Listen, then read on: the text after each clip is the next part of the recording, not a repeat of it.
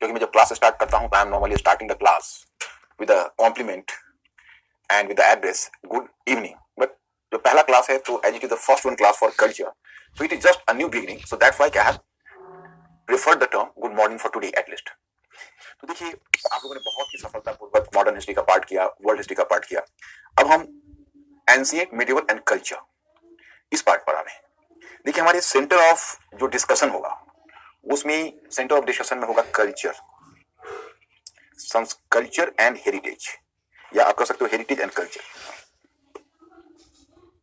Culture and heritage इन हिंदी, संस्कृति एवं विरासत। वैसे मैं आपको स्टडी मटेरियल हिंदी के साथ इंग्लिश में भेज रहा हूँ। आप लोग जो इंग्लिश में पढ़ना पसंद करोगे वो इंग्लिश वाला कंटेंट भी ले सकते हो, दोनों कंटेंट सेम है। आप हिंदी में यूज कर सकते, इंग्लिश में यूज कर सकते, जो आप जिसमें आप कंफर्टेबल होना चाहिए। संस्कृति एवं विरासत, ये हमारा टॉपिक है। ये topic mains point of view से इंपॉर्टेंट है और कल्चर से प्रीलिम्स से भी क्वेश्चन होते हैं, तो ये प्रीलिम्स और मेंस में कॉमन है। इसके बाद आपका टॉपिक आता है और वह टॉपिक है एंशिएंट हिस्ट्री और मिडिवल हिस्ट्री, प्राचीन भारत और मध्यकालीन भारत। तो मैं आपको एक बात बताऊं कि इनमें विरोधाभास नहीं, बल्कि बेहतर यही है कि पूरे ancient history, medieval history and culture part सबको एक साथ कंबाइन करके पढ़ें। इसमें आम के आम और गुठलियों के दाम, क्योंकि एक तो आपकी समझ, अगर आप सभी को मिला के पढ़ेंगे तब आपकी समझ कहीं ज्यादा बेहतर होगी, और जो अधिकांश प्रश्न आपके होते हैं वो आपके समझ से प्रश्न आते हैं। You have to solve the question on the basis of your understanding. आपको अपने अंडरस्टैंडिंग से क्वेश्चन को सॉल्व करना होता है और आप अपनी बेहतर अंडरस्टैंडिंग से क्वेश्चन को सॉल्व कर सकते हो।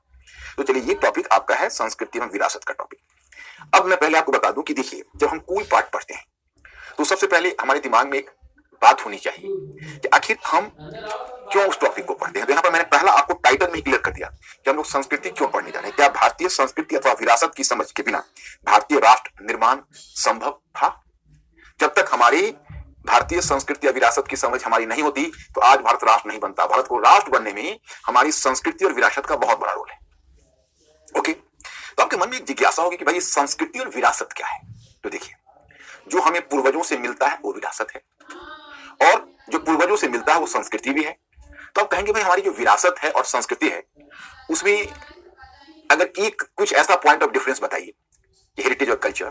तो देखिए, जब हमें हेरिटेज मिलता है तो हमारा हेरिटेज अच्छा भी हो सकता है, हमारा हेरिटेज अच्छा नहीं भी हो सकता है। ओके, लेकिन जो हमारी संस्कृति है तो उसको आप मान के चलिए कि जो विरासत अच्छी है वो हमारी संस्कृति है, जो विरासत अनुकरण करने योग्य है वो हमारी संस्कृति है। जैसे मान लीजिए किसी की फैमिली हिस्ट्री है डायबिटीज की बीमारी, और बहुत प्रॉपर्टी क्लास है, बहुत बड़ी फैमिली की बहुत बड़ी प्रॉपर्टी है, तो अब वो बंदा चाहेगा कि देखिए फैमिली की प्रॉपर्टी हमें मिल जाए, लेकिन वो विरासत मिल जाए, प्रॉपर्टी की विरासत हमें मिल जाए, लेकिन डायबिटीज की विरासत ना मिले।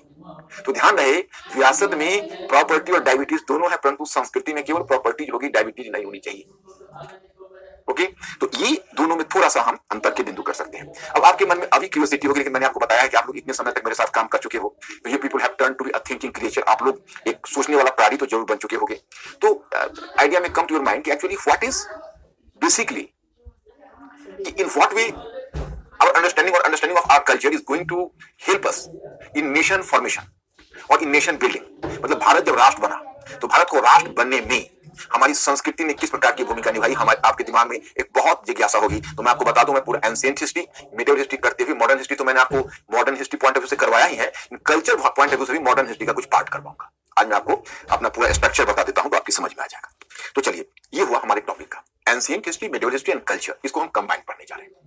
अब देखिए, चूंकि आपने हमसे मॉडर्न हिस्ट्री भी किया, वर्ल्ड हिस्ट्री भी किया, और हम मान के चलते हैं कि आप उस हिस्ट्री में कंफर्टेबल रहे, मतलब आप लोग कॉन्फिडेंट रहे। ये मेरा हमारे और आपके बीच एक तार जुड़ चुका है, जो हम आपके अंदर की बात को, आपकी बात को आसानी से समझ जाते हैं। क्योंकि आपके बीच हम रहते हैं तो आपके रिस्पॉन्स से समझ जाते हैं। तो आप लोगों को इन दोनों पार्ट की समझदारी हो गई। हाँ, रह गई देखो याद रखने की बात और भूलने की बात। तो याद रखना और भूलना तो चलता रहेगा, उसको ना हम बदल सकते ना आप बदल सकते, कोई नहीं बदल सकता। वो तो एक हमारा कह सकते हो कि ह्यूमन होने का लिमिटेशन है, हमको याद रहेगा, भूल जाएंगे। लेकिन हम भले तथ्य भूल जाए, लेकिन जो बेसिक समझ आपने मॉडर्न हिस्ट्री और वर्ल्ड हिस्ट्री में विकसित करी वो कभी नहीं भूल सकते। और जब आप उसको रिवाइज करोगे तो बहुत सारी चीज तरोताजा हो जाएगा।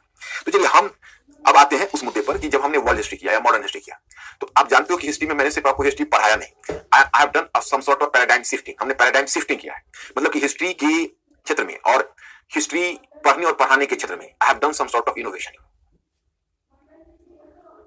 तो हमने इसमें एक बहुत बहुत बड़ा इनोवेशन लाया है। तो आप कहोगे भाई कल्चर हम कैसे लेने जा रहे हैं? तो कल्चर भी जैसे नॉर्मली लोग लेते हैं, क्या तरीका होता है? आज मैंने एक मैटर आपको भेजा है, देखिए पहले मैं आपको मैटर दिखाता हूँ।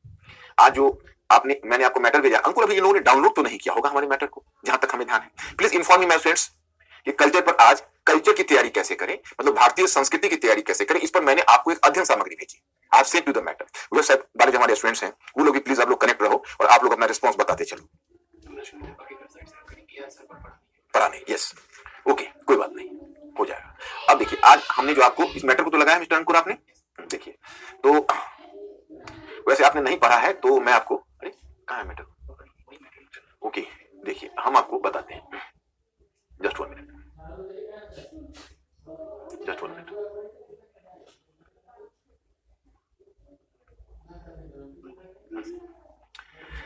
मैंने यहीं से आपको मैटर भेजा है, थोड़ा सा आपको इसे परिचय करा दूं। प्रिय अभ्यर्थियों, भारतीय संस्कृति का अध्ययन अत्यधिक रुचिकर हो सकता है, मैंने पहले एड्रेस करते हुए आपको यही बताया, परंतु इसके अध्ययन का तरीका उचित होना चाहिए। अभ्यर्थियों के द्वारा किया गया एक बहुत सामान्य प्रश्न है कि संस्कृति के अध्ययन के लिए किस एक पुस्तक को आधार बनाया जाए। मतलब ये प्रश्न जब आप करोगे कि हम संस्कृति के अध्ययन के लिए कौन सी एक पुस्तक का आधार बनाए, तो मेरे पास इसका जवाब नहीं होगा, क्योंकि भारतीय संस्कृति पर कोई एक बुक ऐसी नहीं लिखी गई है जिस बुक को लेने के बाद हम ऐसा कहें कि वो फुल बुक है, उसको पढ़ने से आपकी अंडरस्टैंडिंग बनेगी, नहीं, एक भी बुक नहीं। हाँ, लेकिन मैं आपको बताऊं, हालांकि उस बुक को आप मत पढ़ना, मत ट्राई करना, but I am just sharing with you कि एक बुक ऐसा है जो भारतीय संस्कृति पर अब तक का क्लासिकल बुक माना जाता है। वो बुक है ए एल बैशम का अद्भुत भारत। वास्तव में अद्भुत पुस्तक भी है, लेकिन उसमें थोड़ा जो आपका इंग्लिश जो ओरिजिनली ए एल बैशम का लिखा हुआ है वो थोड़ा सा सुपर है, लेकिन जो हिंदी वाली बुक है उसी का अद्भुत भारत, और इंग्लिश में उसका जो ओरिजिनल वर्जन है the wonder that was India, वो ओरिजिनल बुक है, लेकिन उसका जो ट्रांसलेशन है वो उसके साथ कोई जस्टिस नहीं किया है, उसका फॉन्ट वोट भी राइटिंग का थोड़ा बहुत अट्रैक्टिव नहीं लगता है, एनीवे, लेकिन फिर भी वो अच्छी बुक है। अन्यथा हमें कोई ऐसी बुक, आपको बाकी जितना है वो गाइड बुक है, और गाइड बुक से मैं इसलिए परहेज करता हूं कि गाइड बुक बहुत सारा फैक्ट्स डाल देता है, और बहुत ज्यादा फैक्ट्स होने से फिर पढ़ने का मजा भी किल हो जाता है, फिर एक बर्डन भी दिमाग पर एक्स्ट्रा बर्डन आ जाता है कि इतनी चीजें याद कैसे रखूं। तो मुझे लगता है कि आज के अध्ययन में सबसे बड़ी समस्या है फैक्ट्स। अगर हम फैक्ट्स को तरीका के हिसाब से नहीं लेते हैं तो फैक्ट्स हमारे दिमाग में बहुत कष्ट पहुंचाने जा रहा है, और फैक्ट्स हम कितने तरीके से आप लोगों को पढ़ाएंगे उसका हमें आपको एक मॉडल बता देंगे। थोड़ा सा इसको मैं पढ़ के बता दूं, परंतु इस प्रकार की कोई एक पुस्तक बताए जाने पर अभ्यर्थियों को 2 प्रकार की समस्याओं का सामना करना होगा। एक, प्रथम, इस प्रकार की कोई पुस्तक जो मुख्य परीक्षा एवं प्रारंभिक परीक्षा में संस्कृति के दायरे में आने वाले प्रश्नों को समेट सके उपलब्ध नहीं है। दूसरे, संबंधित पुस्तक के सहारे अभ्यर्थी साहित्य, स्थापत्य कला, मूर्ति कला, चित्रकला आदि पर प्रचुरता से तत्वों का संकलन शुरू कर देंगे, और चूंकि उन तत्वों के बीच तारतम्यता नहीं स्थापित कर पाएंगे, इसलिए जितनी शीघ्रता से वो तत्व उसके स्मरण कोश में आएंगे उससे भी अधिक शीघ्रता से वो तत्व समाप्त हो जाएंगे। अब देखिए जो मैं चाह रहा था वो तो तुमने भेजा ही नहीं, खैर एनीवे मैं पॉइंट इज सिलेबस दिया है, कहाँ है वेरी सिलेबस, ये तो सिलेबस है, चलो सिलेबस पर हम बाद में, हम वो एंशिएंट मिडिल मॉडर्न तक चेंज कर रहे थे तो उसको बता रहे थे। तो ये मैंने जस्ट आपको पढ़ के बताया। आज आप लोग घर जाइएगा तो आज रात में, क्योंकि कल फिर आपके पास टाइम नहीं है, कल मैं दूसरी अध्ययन सामग्री आपको भेजूंगा, तो कल मैं दूसरी अध्ययन सामग्री भेजने वाला हूं, इसलिए जब आप लोग घर जाएंगे तो घर जाके आज से लेकर कल सवेरे तक 5 पेज की मेरी अध्ययन सामग्री होगी, जहां तक मैं रिकॉल कर रहा हूं 5 या 6 पेज होगा, तो 5 या 6 पेज की मेरी अध्ययन सामग्री होगी, उसको मटेरियल स्टडी मटेरियल को आज आप पढ़ लेंगे, you have to make a study. और कल फिर 12 बजे आप मेरे पहला, क्योंकि कल मैं टॉपिक शुरू करूंगा तो आप मेरे पहले टॉपिक का इंतजार करेंगे। चलिए मैं आपको तरीका बताता हूं कि एक इंटरेस्टिंग, जैसे मैंने मॉडर्न हिस्ट्री में आपको फार्मूला बताया था, वर्ल्ड हिस्ट्री में फार्मूला बताया था कि कैसे हम चेंजेस को पढ़ते हैं, तो फिर आइए हम आपको बताते हैं। देखो फैक्चुअल बुक है, और जब मैं स्ट्रक्चर बना दूंगा, जैसे आज वर्ल्ड हिस्ट्री का स्ट्रक्चर आपका बन गया, जैसे आपका मॉडर्न हिस्ट्री का स्ट्रक्चर बन गया, मैं ज्यादा तो नहीं बोल रहा हूं, बन गया ना, मॉडर्न हिस्ट्री का स्ट्रक्चर बन गया ना, वर्ल्ड हिस्ट्री का स्ट्रक्चर बन गया ना, ओके। अभी आपका कल्चर का स्ट्रक्चर नहीं बना हुआ। आप अगर कोई भी बुक पढ़ेंगे तो तरीका ही, जो बुक ऑथर है वो बच्चों को समझाने वाला तरीका नहीं होता है, बल्कि तरीका होता है कि एक साथ हम बहुत सारा तथ्य लाके एक जगह पर रख दो। तो आप एक फ्रेशर हो, अभी आपने कल्चर का एबीसी आपको ज्ञान नहीं है, और अचानक से आप इतने त्योहार, इतने स्थापत्य, इतनी मूर्ति कला, ये सब आप लेते जाओगे और देखते जाओगे तो वो आपके फैक्ट्स को बढ़ाता जाएगा। पहले आप मेरी स्कीम को समझो कि क्या हमें करना है, उस पर कोई भी बुक आप उसके बाद जो चाहो आप इस्तेमाल करो, लेकिन पहले मुझे स्ट्रक्चर बना लेने दो। देखो हमें चेंज की समझ चाहिए, ओके, चेंज की समझ।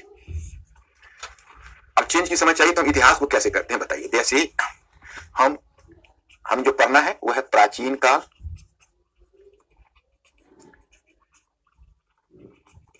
Ancient history, okay, ancient history, मध्यकाल, मिडिवल हिस्ट्री, तथा आधुनिक कालीन संस्कृति। पूरी आधुनिक काल नहीं, केवल आधुनिक कालीन संस्कृति। Modern culture. अब मॉडर्न कल्चर क्यों, तो मैं आपको बताता हूं। जब तक मॉडर्न कल्चर की समझ नहीं होगी तो बहुत सारे क्वेश्चन आप नहीं कर पाओगे। जैसे मैं आपको उदाहरण बताता हूं, जैसे देखिए, अगर आप ये नहीं होगा तो आप बहुत सारे क्वेश्चन मॉडर्न के बिना नहीं कर पाओगे। जस्ट 1 मिनट, देखिए ये आपको कल्चर पार्ट से क्वेश्चन है। धर्मनिरपेक्षता के नाम पर हमारी सांस्कृतिक प्रथाओं के सामने क्या क्या चुनौती है। ये क्वेश्चन आपका 150 शब्द 2019 में पूछा है कि धर्मनिरपेक्षता के नाम पर हमारी सांस्कृतिक प्रथाओं के सामने क्या क्या चुनौती है। दूसरा आप कहें कि क्या हमारे राष्ट्र में सर्वत्र लघु भारत के सांस्कृतिक चित्र हैं, उदाहरणों के साथ सविस्तार स्पष्ट कीजिए। 150 शब्द का है, 2019 में पूछा है कि क्या हमारे राष्ट्र में सर्वत्र लघु भारत के सांस्कृतिक चित्र हैं, उदाहरणों के साथ सविस्तार स्पष्ट कीजिए। ओके, अच्छा, सहिष्णुता एवं प्रेम की भावना न केवल अति प्राचीन समय से ही भारतीय समाज का एक रोचक अभिलक्षण रही है, अपितु वर्तमान में भी एक महत्वपूर्ण भूमिका निभा रही है, सविस्तार स्पष्ट कीजिए। 250 शब्द का क्वेश्चन है। ये देखिए, आपके कई क्वेश्चन ऐसे आते हैं कि जो आप, तो आपके इतने सारे क्वेश्चंस होते हैं कि विदाउट आपको, अगर जब तक मॉडर्न हिस्ट्री की थोड़ी सी मॉडर्न कल्चर की समझ नहीं होगी तो आप बहुत सारे क्वेश्चन को सॉल्व ही नहीं कर पाओगे। मुख्य परीक्षा की बात बता रहा हूं। तो चलिए मैं आपको अब लाता हूं मुख्य मुद्दे पर, जहां प्राचीन काल, मध्यकालीन भारत और आधुनिक भारत कवर कर रहा था। तो अब ये हो गया आधुनिक मध्यकालीन संस्कृति। अब हमें इसको कैसे पढ़ना है उसको देखिए। देखिए, हमें इसको पढ़ने का मैं आपको बहुत ही नायाब तरीका बताता हूं कि हमें पढ़ना है कि यहां पर पहले आप लोग एक सेंटेंस को, इसको आप बिल्कुल ही, जैसे मैंने आपको बताया कि आपको मैंने मॉडर्न हिस्ट्री में कुछ फार्मूला बताया, वर्ल्ड हिस्ट्री में बताया, तो मैं जो इसमें बता रहा हूं एंशिएंट मेडिवल में, इस फार्मूला को आप फॉलो करिएगा और ब्लाइंडली फॉलो करिएगा और देखिएगा इससे आपको कितना फायदा हुआ। जैसे आप एक परिभाषा लिख लीजिए कि इतिहास के अध्ययन का अर्थ है राजनीतिक, आर्थिक, सामाजिक एवं सांस्कृतिक क्षेत्र में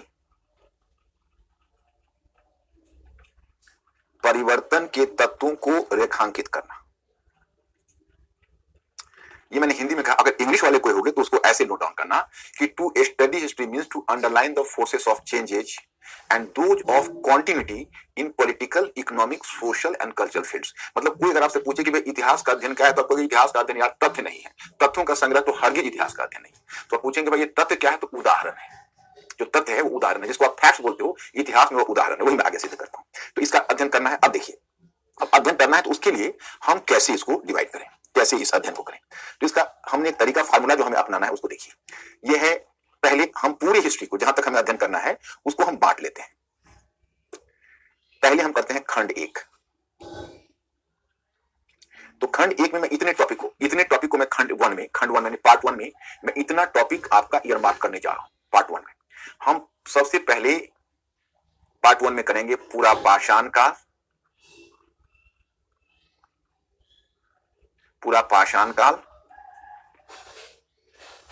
पैलियोलिथिक पीरियड।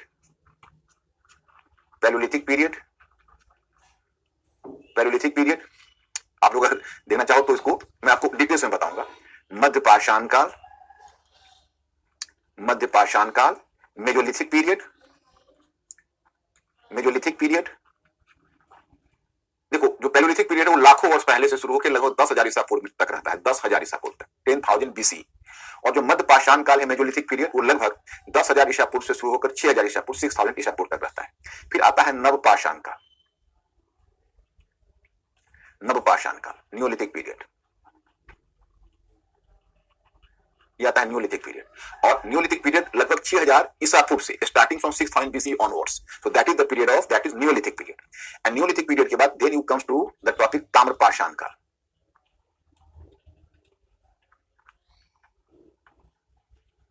कैलकोलिथिक पीरियड,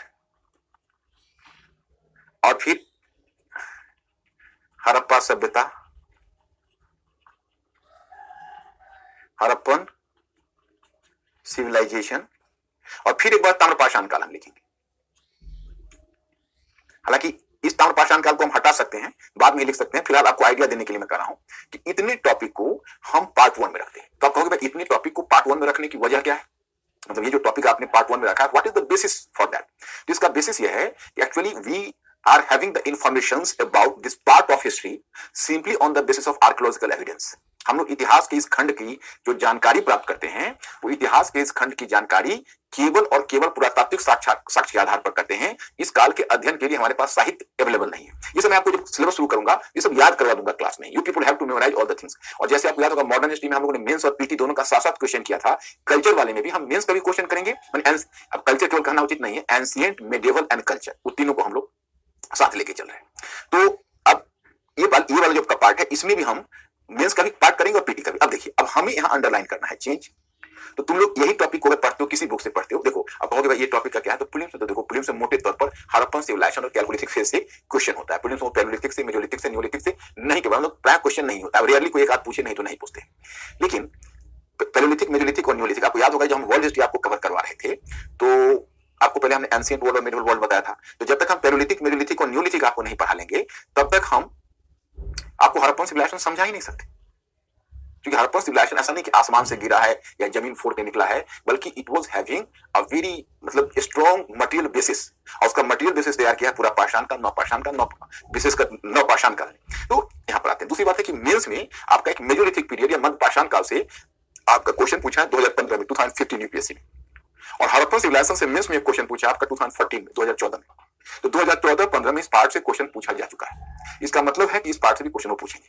अब इसमें हम चेंज को कैसे करेंगे, देखो इसमें हमने फार्मूला जो कल यही पार्ट हम शुरू करेंगे। इसमें हमारा फार्मूला क्या होगा चेंज को समझने का, तकनीकी परिवर्तन, टेक्नोलॉजिकल चेंज। इंग्लिश में बोल देता हूं क्योंकि दोनों लैंग्वेज में लिखने में जगह भी कमी पड़ जाएगी और टाइम भी ज्यादा लगेगा। तो टेक्नोलॉजिकल चेंज पहले नहीं, सॉरी थोड़ा करेक्शन करना होगा। पहले हम देंगे जलवायु संबंधी परिवर्तन, क्लाइमेटिक चेंज, जलवायु संबंधी परिवर्तन, क्लाइमेटिक चेंज। उसके बाद हम लोग कवर करेंगे तकनीकी परिवर्तन, तकनीकी परिवर्तन, टेक्नोलॉजिकल चेंज, जलवायु संबंधी परिवर्तन, दूसरा तकनीकी परिवर्तन, टेक्नोलॉजिकल चेंज, और फिर आर्थिक परिवर्तन,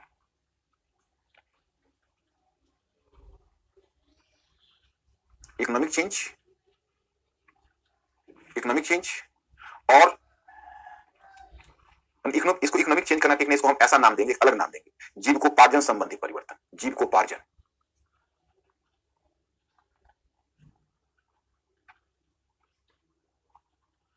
जीविकोपार्जन संबंधी परिवर्तन। तो जो जीविकोपार्जन संबंधी परिवर्तन है इसको कहेंगे change in livelihood.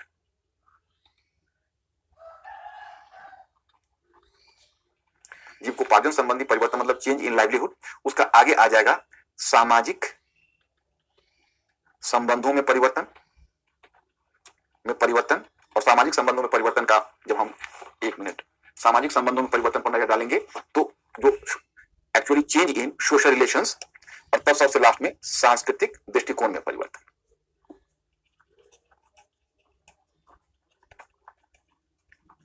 Change in cultural approach और चेंज इन कल्चरल एटीट्यूड। तो जो लास्ट वन है उस लास्ट वन को हम लोग कहेंगे चेंज इन कल्चरल एटीट्यूड। अच्छा नहीं दिख रहा अभी बच्चे, मैं आपको समझा रहा हूं, ये पार्ट मैं कल शुरू करूंगा, आज मैं तरीका बता रहा हूं और तब तुम लोग लास्ट में ओके करना, क्योंकि तुम तो बहुत मॉडर्न हिस्ट्री मेरा मेथड समझ चुके, वर्ल्ड हिस्ट्री में आज कल्चर में मेथड समझाना है। एंशिएंट और मेडिएवल कल्चर का पार्ट हम लोग कैसे कवर करेंगे बाद में, मैं बुक के बारे में बाद में बताता हूं। अभी पहले मेरा मेथड समझो ना। तो देखो दिमाग को शांत करके एक बात बताओ, मैंने जब तुमको मॉडर्न पढ़ाया तो सारी चीज डिटेल से पढ़ाया, वर्ल्ड पढ़ाया तो डिटेल्स में पढ़ाया, तुम्हारे सारे जो कंफ्यूजन है दूर हो गए। तो हम कल्चर में ऐसा नहीं कि मैं इसको करके भागा जा रहा हूं, मैं लास्ट में तुमसे छुट्टी लेके जाऊंगा और तुम्हारा क्लास ये 1 घंटे 20 मिनट का नहीं है, 2 आवर्स का क्लास है। अब now your class the duration has been of 2 hours, starting from 6:30 to 8:30। So you people have to be conscious about that. तो आप लोग इसमें थोड़ा सा कॉन्शियस होइए। तारतम्यता का मतलब होता है निरंतरता, निरंतरता मतलब एक से दूसरे में निरंतरता। तो मतलब इस मेथड में हम लोग क्या करेंगे बड़ी आसानी से, जैसे पूरा पाषाण काल, तो पहले पूरा पाषाण काल में हम लोग देखेंगे जलवायु का क्या, क्लाइमेट का क्या सिचुएशन था, लोगों का टेक्नोलॉजी लोग कैसा यूज करते थे, लोग का लाइवलीहुड कैसा था, जीविकोपार्जन कैसा चल रहा था, उनके सामाजिक संबंध के फीचर क्या थे, उनके सांस्कृतिक दृष्टिकोण कैसे थे, कल्चरल अप्रोच क्या था। फिर वहां से हम लोग दूसरा में आ जाएंगे कि जब हम पूरा पाषाण काल से मध्य पाषाण काल में आते हैं, पैलियोलिथिक से मेसोलिथिक में आते हैं, तो क्लाइमेटिक चेंज हुआ कि नहीं हुआ, टेक्नोलॉजिकल चेंज क्या हुआ, लाइवलीहुड में क्या चेंज हुआ, सोशल रिलेशंस में क्या चेंज हुआ, और कल्चरल एटीट्यूड में क्या चेंज हुआ। वहां से फिर हम न्यूलिथिक में आए, तो पहले न्यूलिथिक का तो ज्योग्राफिकल प्रसार तो हम देख ही लेंगे, वो तो आपको एक बार बता देंगे। और फिर हम न्यूलिथिक में आए तो न्यूलिथिक में कैसे ये चेंज हुआ, फिर कैसे दूसरा चेंज हुआ, फिर कैसे तीसरा चेंज हुआ। तो वैसे ही करते करते ये पूरा एरिया जब हम कवर कर लेंगे तो my students, you people will be surprised to know that कि आपके दिमाग में बिल्कुल शीशे की तरह साफ हो जाएगा कि हम पूरा पाषाण काल से जब ताम्र पाषाण काल तक आए, कैलकोलिथिक पीरियड तक आए, तो कैसे परिवर्तित हुआ इंसान ने अपने जीविकोपार्जन कैसे डेवलप किया, अपने सोशल रिलेशंस को कैसे डेवलप किया, उनका कल्चरल अप्रोच कैसे चेंज होता चला गया। तो ये अंडरस्टैंडिंग इसलिए क्लियर हो जाएगी। मैं इसलिए नहीं कर रहा हूं कि मतलब हम आपको कोई ऐसी जादू की छड़ी दे देंगे जिससे आपको ध्यान हो जाएगा, क्योंकि मैं इतना सिस्टमेटाइज कर दूंगा कि एक अगर आपको याद आएगा पूरा पाषाण काल तो मध्य पाषाण काल भी याद आएगा, अगर आपको मेजोलिथिक याद आएगा तो नियोलिथिक यानी नवपाषाण काल भी याद आएगा, नवपाषाण याद करने के बाद तब आप ताम्रपाषाण काल पढ़ाओगे और ताम्रपाषाण काल से एक से दूसरा का लिंक में बना दूंगा। ओके, अब जब ये पार्ट आपका हो जाएगा तब हम लोग रखेंगे पार्ट 2। ओके, तो पार्ट 2 में देखिए, अब पार्ट 2 में हमारा फार्मूला बदल गया। क्यों? क्योंकि पार्ट 2 में आपके जो टॉपिक आ रहे हैं वो कौन से टॉपिक आ रहे हैं? तो वो टॉपिक आ रहे हैं आपके वैदिक काल, वैदिक पीरियड, वैदिक पीरियड इसका टाइम पीरियड है। वैदिक पीरियड का जो टाइम पीरियड होगा वो वैदिक काल का टाइम पीरियड होगा, वो होगा लगभग 1500 ईसा पूर्व से 1500 ईसा पूर्व से 600 ईसा पूर्व। फिर वैदिक काल से आपका आ जाएगा बुद्ध काल या महाजनपद काल, बुद्धा एज, इसको महाजनपद काल भी बोलते हैं, बुद्धा एज। ये 600 BC 600 ईसा पूर्व से लेकर 400 ईसा पूर्व तक आ जाएगा। इसके बाद आपका आएगा मौर्य काल, मौर्य पीरियड, और मौर्य पीरियड में आपको 400 ईसा पूर्व से 200 ईसा पूर्व, sorry Maurya period, Maurya period का आपका टाइम पीरियड है 400 ईसा पूर्व से 400 ईसा पूर्व से 200 ईसा पूर्व, मौर्य काल। एंड मौर्य काल के बाद फिर आपका आता है मौर्योत्तर काल,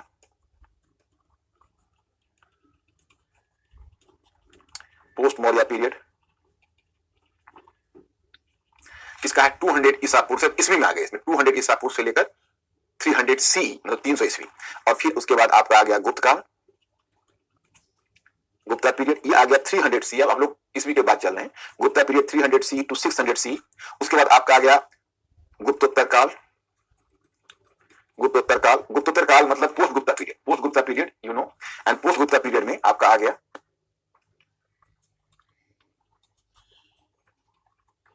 पोस्ट गुप्ता पीरियड।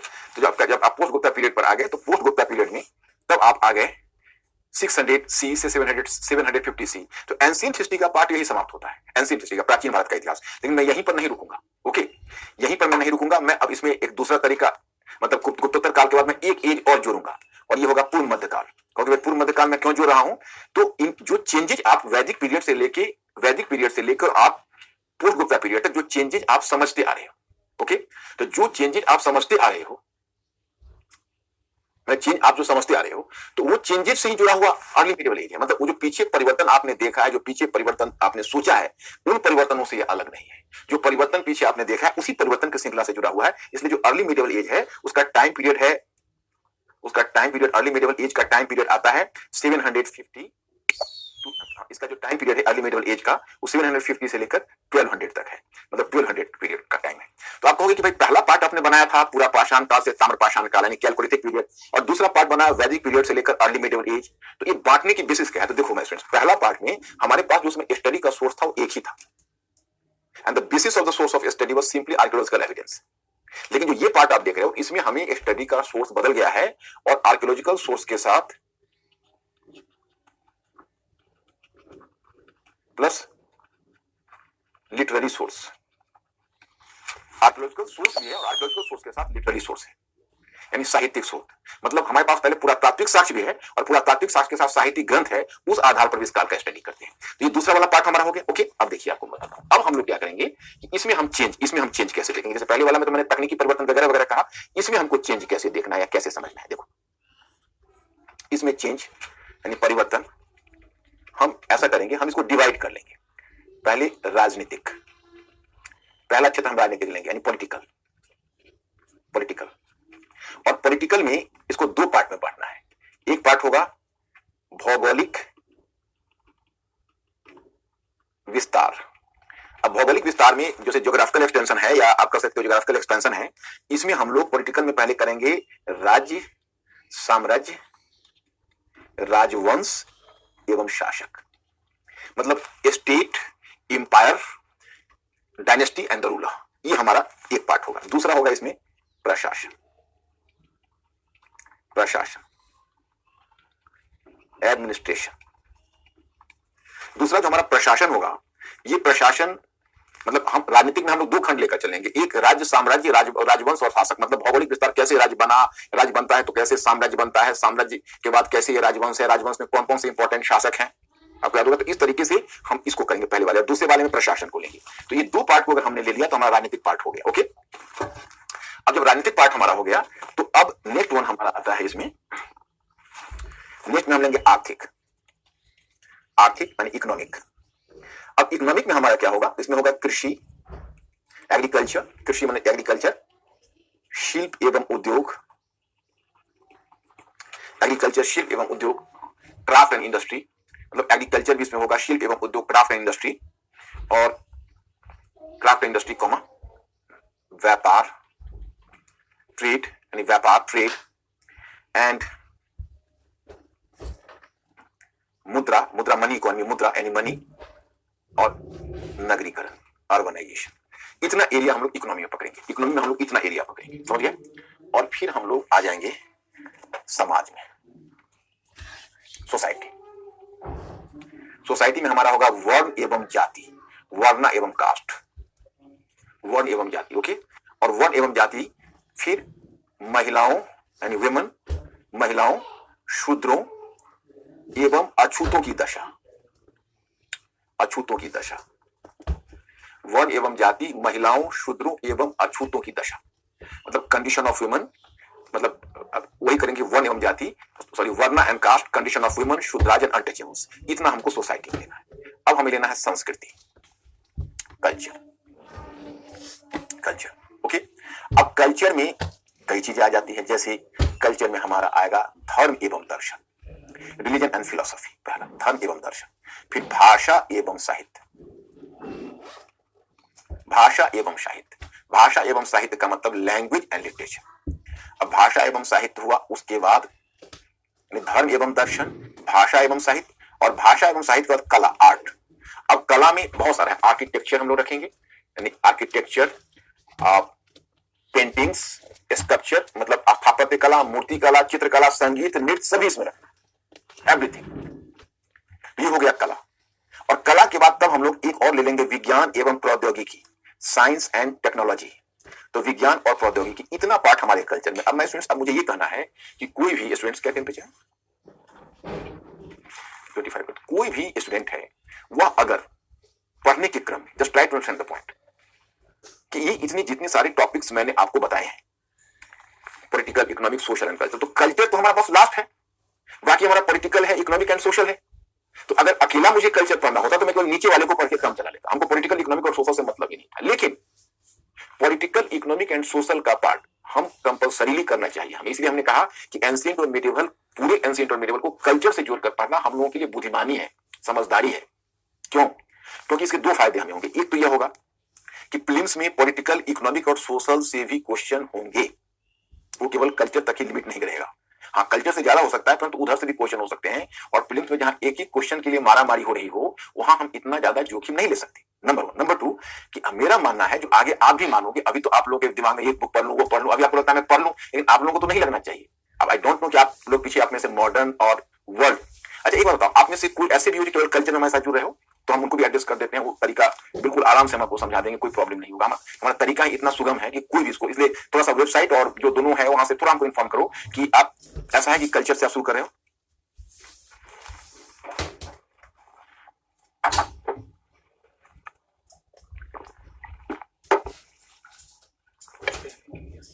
यश, अच्छा अच्छा, तो जो कल्चर से शुरू करो तो कोई बात नहीं, मैं आपको फार्मूला समझा देता हूँ, ये फार्मूला इतना सुगम है।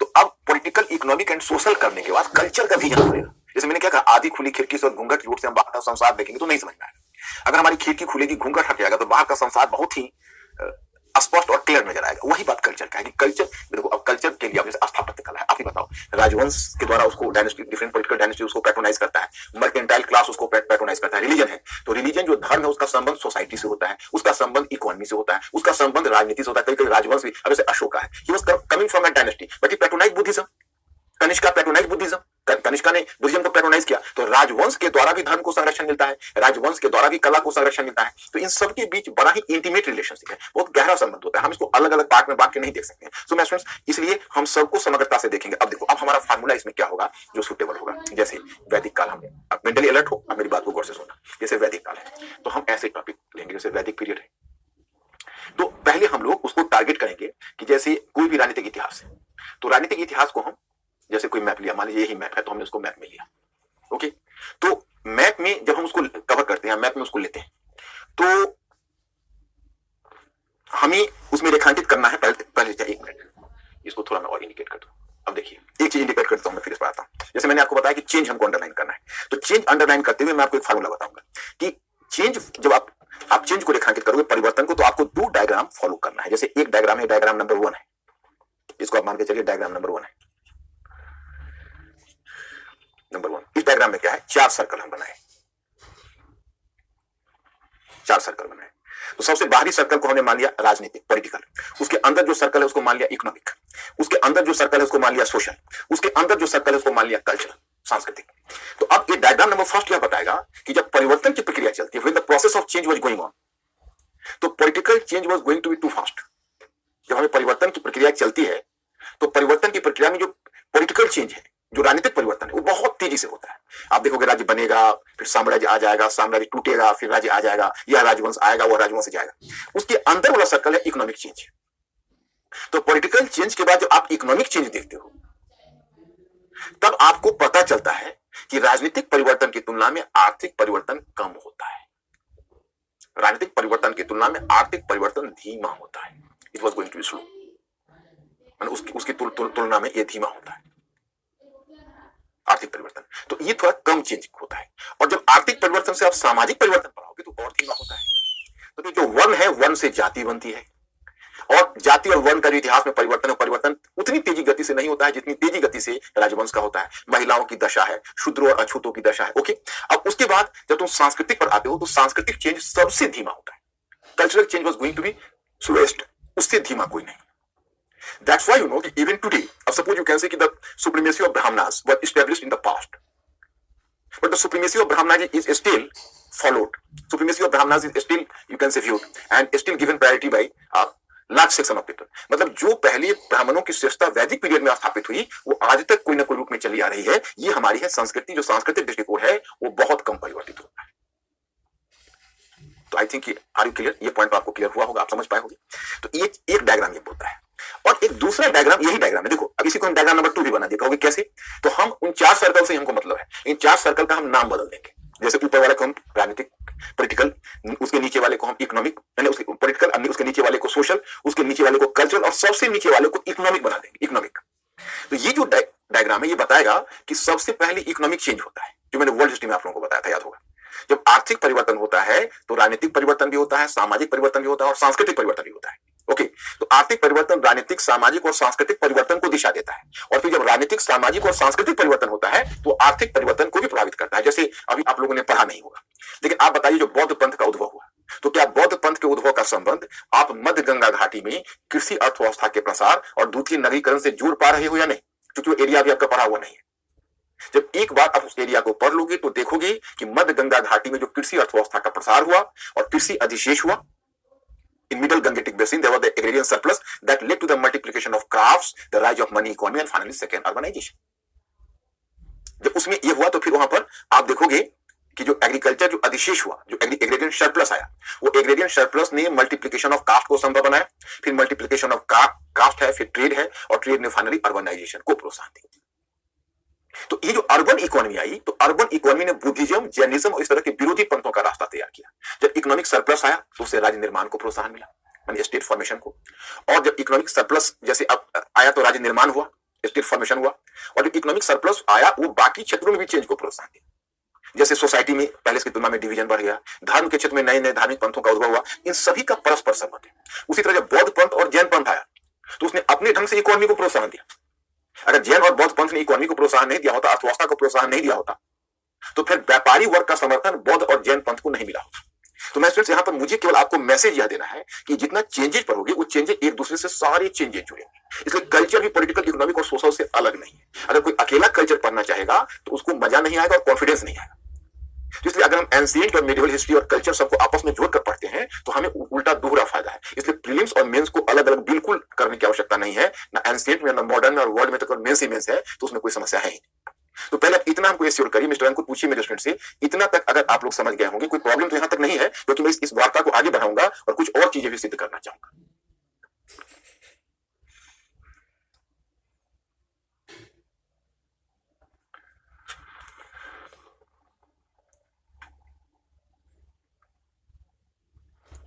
ओके, ठीक है। अब देखो, अब हम लोग को मजा कैसे आना है बताते हैं। देखिए, अब हम जो शुरू करेंगे तो मैंने आपको बताया कि सबसे ऊपर हमारा होगा राजनीतिक, राजनीतिक को पहले उठाएंगे, और राजनीतिक में हमारा होगा भौगोलिक विस्तार, राज्य, साम्राज्य, राजवंश और शासक। तो हम जो यहाँ पर पकड़ेंगे वो कैसे पकड़ेंगे, तो यहाँ पर राजनीतिक इतिहास के लिए इंडिया का मैप आपके पास होगा। पहले शुरू करेंगे वैदिक काल से। ओके, राजनीतिक इतिहास एक ही बार पूरा राजनीतिक इतिहास, मतलब भौगोलिक विस्तार है तो एक बार, क्योंकि मेरा खंड 2 है तो वैदिक काल से पकड़ेंगे और पूर्व मध्यकाल तक पहुंच जाएंगे। ओके, तो कैसे पहुंचेंगे, देखिए जैसे मैप होगा इंडिया का, तो ऋग्वैदिक आर्य, मतलब वैदिक आर्य कहां से आए, कैसे आए, और कैसे कैसे भारत में ऋग्वेद में हमको वैदिक आर्यों के भौगोलिक विस्तार के बारे में सूचना मिलती है। तो ऋग्वैदिक आर्य कहां से कहां तक फैले इसकी सूचना हमें ऋग्वेद से मिलती है। उसके अलावा पुरातात्विक साक्ष्य में चित्रित दूसरा मृदभान, मृदभान का मतलब है जो मूर्तियां वो यूज करते थे, जो पॉटरीज, उसके आधार पर हम उसको मृदभान कहते हैं। तो मृदभांडों से हमें, पॉटरीज से हमें सूचना मिलती है, मतलब उनके जो द्वारा यूज किए गए बर्तन है उससे, और मुख्य रूप से हमें ऋग्वेद से सूचना मिलती है कि वहां तक विस्तार किया। तो भौगोलिक विस्तार हो गया। अब भौगोलिक विस्तार किया तो केवल हम वहां पर राज्य और विस्तार पर ही चर्चा करेंगे। उत्तर वैदिक काल में हम बताएंगे कि देखिए यहां से फैलते फैलते फैलते यहां तक आ गए, इतने प्रमुख उसमें राजवंश थे, इतने कबीले थे, ये देखो कुरु राजवंश है, पंचाल राजवंश है। इसके बाद कैसे उत्तर वैदिक काल के अंत में सरयू नदी के किनारे कौशल, फिर वर्णवती नदी के किनारे काशी, और फिर गंडक यानी सलानीला नदी के किनारे विदेह माधव के राज्य की स्थापना हुई। तो वहां से बुद्ध काल में जब जाएंगे तो 16 महाजनपदों का विकास हुआ, उसमें महत्वपूर्ण राजा, महत्वपूर्ण शासक, मगध के शासक कैसे, और फिर 16 महाजनपद से कैसे इधर मगध साम्राज्य का विस्तार हुआ, उधर से कैसे इन्वेजन शुरू हुआ, पहले ईरानी आक्रमण, फिर सिकंदर का आक्रमण, कैसे मगध साम्राज्य कहां तक फैला हुआ था, बाहरी आक्रमणकारी की सीमा कैसे थी। तो शीशे की तरह आपके सामने पूरा राजनीतिक इतिहास साफ होता जाएगा। फिर हम आ जाएंगे मौर्य काल में कि मौर्य ने कैसे भारत का सबसे बड़ा साम्राज्य बनाया, किस किस मौर्य शासकों ने उसमें क्या क्या भूमिका निभाई, कहां से कहां तक वो साम्राज्य फैला हुआ था, और तब उसको करते हुए तब मौर्य काल में कैसे बहुराज्य व्यवस्था कायम हुई, अनेक राज्य स्थापित हुए। और ये सब हम जब डेली बेसिस पढ़ेंगे, हमको पॉलिटिकल हिस्ट्री में लगभग 3 दिन लगेगा। तो उस पॉलिटिकल हिस्ट्री में जब मैं दूसरा खंड कराऊंगा तब की बात बता रहा हूं, उसमें आपको इतना पच जाएगा कि आपको मैं डेली आऊंगा तो 5 क्वेश्चन लेकर आऊंगा, और वो 5 क्वेश्चन मेरे सामने मॉडर्न हिस्ट्री में आप सॉल्व करते तो उसी तरह सॉल्व करोगे, पीटी कर। लेकिन मेंस का क्वेश्चन कल्चर, बाकी तो पॉलिटिकल इकोनॉमिक सोशल में मेंस का नहीं है ना, तो उसमें केवल पीटी का क्वेश्चन सॉल्व करेंगे। और जब कल्चर पर आएंगे तो मेंस और पीटी दोनों का क्वेश्चन सॉल्व करेंगे। ओके, तो वहां पर मतलब हम पहुंच जाएंगे। और फिर मौर्य से गुप्त काल, गुप्त ने का साम्राज्य कैसे, गुप्त से फिर गुप्तोत्तर में कैसे कैसे हुआ, कौन राजवंश आए, कौन महत्वपूर्ण शासक आए, क्या वहां से गुप्तोत्तर से फिर पूर्व मध्यकाल में जैसे राजपूत एज है, और कैसे जो डिफरेंट राजपूत डायनेस्टी है, डिफरेंट रीजन्स में है, इंपॉर्टेंट शासक, इंपॉर्टेंट अचीवमेंट्स, तो ये सब कवर करते हुए, और जैसे मेरा तरीका है to be a thinking creature, तो डेली आप राजनीतिक इतिहास करोगे, घर पर जाकर उसको रिवाइज करोगे, और रिवाइज करके थोड़ा सोचोगे किस डायनेस्टी के बाद कौन सा डायनेस्टी, किस किंग के बाद कौन सा किंग, सोचोगे तो आपके दिमाग में तस्वीर बन जाएगी। और किसी के सामने अगर एक बार आप बोल जाओगे तो अपना उसके सामने उस बंदे का कॉन्फिडेंस लूज होने लगेगा कि भाई इसको इतनी क्लैरिटी है कि भाई किसके बाद कौन है। ओके, अब इसको हुआ, जब ये हुआ, जब यहां पर हम उसको पूर्व मध्यकाल तक आकर रोक देंगे। ओके, पूर्व मध्यकाल तक आकर रोक देंगे, तब हम एक दूसरा थीम पकड़ेंगे, प्रशासन। अब प्रशासन में वैदिक काल, राजा की स्थिति, अधिकारियों का वर्ग, प्रशासन की इकाई, एडमिनिस्ट्रेटिव यूनिट्स, कर प्रणाली, तो पहले ऋग्वैदिक काल में। अब उसके प्रशासन के 6 या 7 फीचर्स होंगे, वो पहले ऋग्वैदिक काल के लिए। अब हमारे सामने काम आसान हो गया, लेटर वैदिक पीरियड में क्या चेंज हुआ, तो प्रशासनिक चक्र में चेंज बताते चले आएंगे। फिर लेटर वैदिक पीरियड के बाद बुद्धा एज में क्या चेंज हुआ, तो फिर कैसे कैसे एडमिनिस्ट्रेटिव स्ट्रक्चर बना, कैसे मौर्य के समय एक सेंट्रलाइज्ड स्ट्रक्चर खड़ा होने की कोशिश हुई, सेंटर से लेकर नीचे तक कैसे प्रशासनिक इकाई है, कैसे अधिकारियों का वर्ग है। फिर मौर्य से पोस्ट मौर्य से गुप्ता से पोस्ट गुप्ता, और पोस्ट गुप्ता से प्रशासन का अध्ययन करते हुए पूर्व मध्यकाल। तो उसी में आपको सामंतवाद का उद्भव भी जानने का मौका मिलेगा। और प्रशासन का तो मैं एक बताऊंगा, डायग्राम बना दूं तो ABC, ये देखो ये वैदिक काल है, वैदिक पीरियड, ये मौर्य काल है,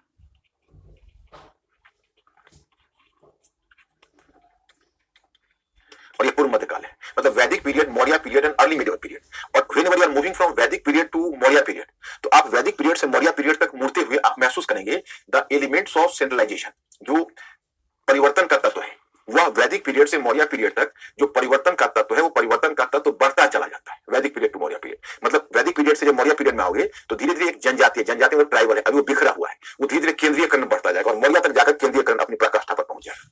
फिर जब मौर्य से जब तुम आगे बढ़ोगे तो मौर्योत्तर काल आएगा, तो मौर्य काल के बाद आप प्रशासनिक केंद्रीकरण का ह्रास होता जाएगा, डिसेंट्रलाइजेशन होता जाएगा। फिर मौर्योत्तर से आप गुप्त में आओगे तो और डिसेंट्रलाइज दिखेगा, आप गुप्त से गुप्तोत्तर में आओगे तो और भी सामंतवाद के लक्षण दिखने लगेंगे, और जब पूर्व मध्यकाल में आओगे तो फुल फ्लेजेड आप फ्यूडल स्ट्रक्चर देखोगे। फ्यूडल स्ट्रक्चर में राजा की स्थिति कमजोर है, अधिकारियों की संख्या कम है, राजा को उतने कर नहीं मिल पा रहे हैं, उसके पास कोई मजबूत अस्थायी सेना नहीं है, तो ये सब चीजें उसके फीचर्स के रूप में प्रशासन को उभर जाएगा।